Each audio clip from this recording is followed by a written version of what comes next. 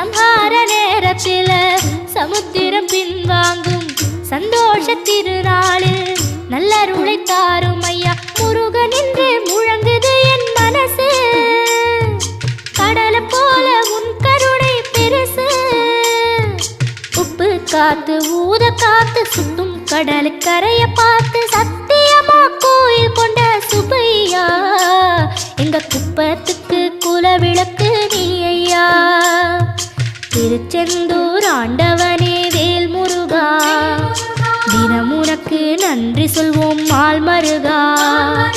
திருவடியில் தவம் இருப்போம் திருமுருகா தீர்ப்பெழுது நலமெனவே வடிவழகா